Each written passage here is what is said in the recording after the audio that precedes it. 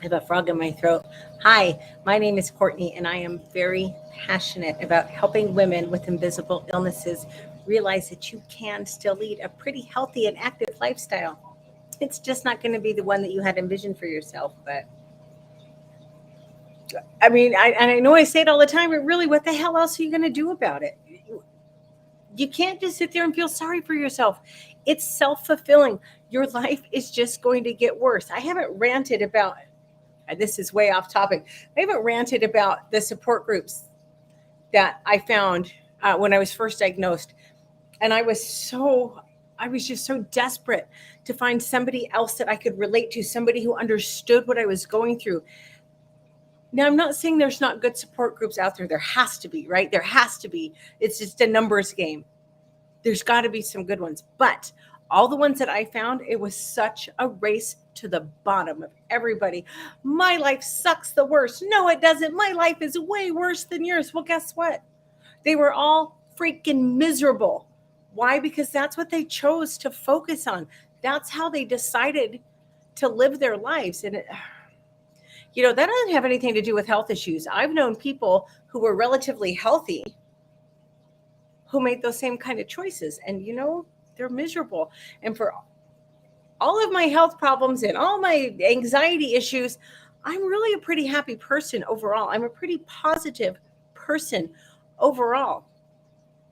That being said, I do also fall into the rut sometimes if I'm not good enough. I'm not enough for this. So what do you do? How do you deal with that when you're in that mindset of I'm not good enough, which by the way is a bunch of crap. You certainly are. This information, by the way, is from tinybuddha.com. Lori Duchesne, I think that's how you say it. I know the Lori's right. I'm not positive on her last name, but she says we can't love ourselves into a version. No, I have that backwards. It's going to be an interesting evening.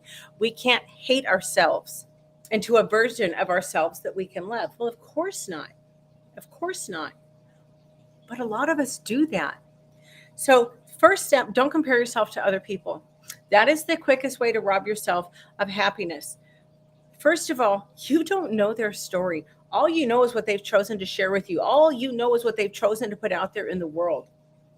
I don't give a damn how well you know somebody. You only know a little bit about them. You only know what they've chosen to put out there. You have no idea what goes on behind closed doors. You have no idea what's going on in their head. So don't compare yourself to others. And you know what? Those people you're comparing yourself to, guess what? They compare themselves to others as well.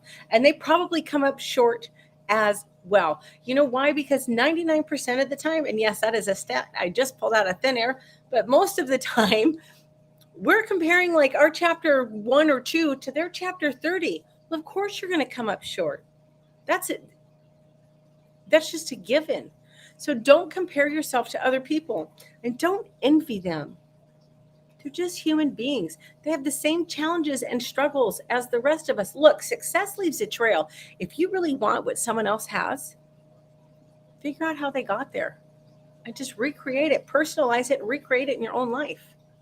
It's both that easy and that complicated. Number two, you need to understand. You need to know that voice in your head, that inner critic, it lies. It lies to you. And you've got to remember thoughts are just thoughts. They're not reality. They're just thoughts. They're not truths. It's not set in stone. You don't have to believe it. You don't have to pursue those negative thoughts that pop into your head. Just, wow, that was a hell of a weird thought. Just let it go. Side note, meditation is really good, at least in my experience. Meditation is great for that. I highly recommend tapping meditations with Nick Ortner. Number three, you've got to remember there is so much more right with you than there is wrong with you. Look, we all focus on our perceived flaws, but no one is ever going to be as hard on you as you are on yourself. What's that saying? If we knew how seldom other people really thought about us, we'd truly be offended. Other people are too busy trying to manage their own crap. Most people don't really think about you that much. And I don't mean that in a negative way. It's just a fact. So don't focus on your perceived flaws because nobody else is. It's a choice. It's always a choice. When you start going down that rabbit hole, stop yourself and start focusing on your good qualities. And I've I've been in more than once in my life, I've been so depressed. I don't have any good qualities. Well, that's such a load of crap, and it is. But if that's where you're at, turn to someone who really cares about you and just ask them, "Hey, look, I'm struggling. I need to focus on my good qualities. What do you see in me that's good?" And they'll tell you. And hang your hat on that. Number 4, this is a tough one for me, but you know what? When you feel like you deserve love the least, that is when it's the most important to offer yourself grace. This is when you need love the most. This is when you need to reach out. Now, this is hard when you're in a state of anxiety, of stress, of depression, or all of the above, because I like to overachieve on these things. It's hard to accept words of affirmation from other people, but you know what? You need to allow the people who love you, allow them to lift you up. And anymore, this is the best time for me to pray. When I really start getting mentally into a dark place of, oh, you're such a screw up, and you did this wrong, and if you go down them rabbit holes, you know what I mean. Prayer has really, really been so beneficial to me in those circumstances. I actually have, and I would say I'm really new to faith, but I'm fairly new to faith. I have gotten to the point where I don't know if people who don't believe, I don't know how you do it. I really don't, because it gets me through so much, especially of the internal crap that I put myself through. Number 5, you have to accept yourself for who you are and where you are right now. Now, that does not mean that you don't see room for improvement. That does not mean that you're not going to improve, that you can't improve. All that means is you acknowledge that, you know what? Maybe there is some room for growth here, which I hope to hell you think there's room for growth. But I'm doing a lot of things right. I've made it this far. Look, if you've survived until now, you're doing something right. You're doing a lot of things right. And until you make peace with yourself, trust me on this, it's very difficult to grow as a person until you can make peace with yourself. Why? Because you have to have a positive foundation to build from. I mean, when you look at it that way, it just makes sense, right? Number 6, you need to remember to focus on how far you've come instead of focusing on how far you still have to go, because that is daunting, and that is a good way to throw yourself, I don't want to say into a depression, but that's a good way to start the spiral of, oh my God, and I'm horrible, and I'm this, and I'm that. It's about progress, not perfection. First of all, perfection doesn't exist. So just drop that freaking stupid idea. It doesn't exist. You will never, ever achieve perfection. But you should be able to look back and say, well, okay, I may not be where I want to be, but man, I'm a long way from where I started. That's what you need to focus on. That's what keeps me going. Because I'll get really caught up in that. Oh my God, I got that. How am I going to ever get through all that? I got so much to do. I can't look at it that way.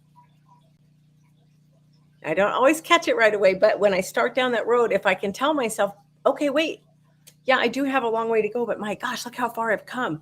That completely changes my whole attitude.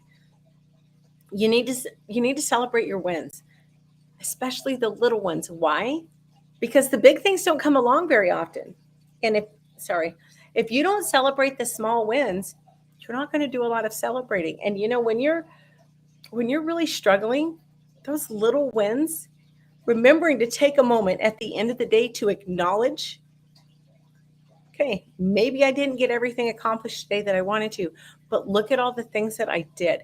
It's going to give you so much more inner peace. It's going to just help quiet that inner critic. And you know what? You're going to stumble. Failure is part of life. And all failure is, it's just a learning experience. Now you know that whatever you did, whatever method you used, doesn't work. Okay. back to the drawing board, move on. It's only a big deal if you make it a big deal. It's a learning experience. Now you know that whatever you tried doesn't work for you. That's it. Don't make a big deal out of it. Number 7, self-criticism is never going to lead to success. You cannot hate yourself into being more fit, into being more financially successful, into being a better mother, into being a better sister, daughter, wife, whatever, employee, boss. You can't build on a negative foundation. You have to have something positive to build from. So you are never going to be able to hate yourself into success. You are not going to be able to criticize yourself into a positive space. You got to be kind to yourself. You need to counter the irrational with the rational. Like one of my favorites is, and I don't do this anymore. I'll be really honest. I've gotten very good about, sorry, I should have pulled my hair back. I've gotten very good about at least this one. Well, I don't do anything right. Come on. That is such crap. That is such crap. And you know it is logically. Of course, logic and emotions rarely go hand in hand, but you learned to walk, didn't you? That's doing something right. You know what? You did a lot of failing when you were learning to walk. You just didn't let it bother you. You didn't let the failure get to you because you were too focused on the goal. Same with riding a bike. You have to counter the irrational with the rational. Nobody likes me. Really? Really? Is it nobody likes you, or is it one person that you've decided for whatever reason that their opinion matters more than the 10 or 15 people that you could name easily that think you're wonderful? You know, if you have to, it's actually not a bad idea, even if you don't have to. Make a list. Make a list of all of your positive attributes. Make a list of the qualities about yourself that you like. Keep it handy to where you can add to it as time goes by. And you know what? Refer back to that as needed. I don't know where it is. I have it in Texas here with me. It's, in fact, I know kind of where it is. It's in one of my boxes. Yes, I'm still living out of boxes and it sucks. But I have what I call an evidence file, and it's a 3-ring binder that's full of like thank you notes or just thoughtful cards that I've received from people over the years. Because that gives me literally, I have a binder of evidence that I'm a good person, that I've made a positive impact on other people. That is an incredible gift that you should, I'm going to have to talk about that again. I haven't talked about that in a while. That's such an incredible gift that you should give yourself. When that inner critic starts, just tell yourself very firmly. And you know what? Sometimes if I'm alone, I'll even say it out loud. Just tell yourself, that's not true, because it's not true.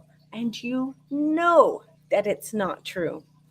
Anyway, I'm going to go. I am freaking. So I've been trying to figure out, why do I feel so crappy? Why do I feel so crappy? Well, I am a procrastinator. Yes, I am a procrastinator. And I was feeling so good in Texas that I never bothered to get established with a doctor. I made a half-ass attempt to get in with somebody to get my migraine treatments. I get Botox for migraines. I should have had Botox in, I think, early November. I have not had any Botox. I wasn't able to get in. The doctor that I was told to go see wouldn't take me without a referral. And it's just been, so I'm finally getting established with a new clinic, but it's going to take time to get all this crap sorted out and settled through. And I think that's why, because I started out Friday with horrifying nausea, and I've had a raging headache ever since. It's not quite a migraine, but it's trying really hard to get there. So far, I've managed to keep, well, I hesitate to say I've managed to keep a lid on it because my head hurts like hell, but it hasn't at least turned into a full-blown migraine, and I'm very grateful for that. Speaking of grateful, and yes, I am off topic and rambling, but I went for a short walk today, and I was just, the last several days when I've gotten outside, I am just so overwhelmed with gratitude to be in a warm, sunny place where I can go out in January in a t-shirt and be comfortable and enjoy the sunshine and feel a nice soft breeze, go for a walk. It makes my heart happy. Anyway, rambling. So now I'm embarrassed. Y'all have a great night. I will be back Wednesday at 7 o'clock Central. Look, I'm not really an expert on this. All I know is I used to be severely depressed and very, very negative. And now I'm known as somebody with a really good attitude in spite of dealing with some pretty tremendous health issues. And if I can make those changes, anybody can. So if this is something you're struggling with, drop me a line. I'll be more than happy to share with you a lot of the resources that have made a tremendous difference for me. But again, at the end of the day, it's just a choice. What you gonna choose? Y'all take care. I'll see you Wednesday. Thanks.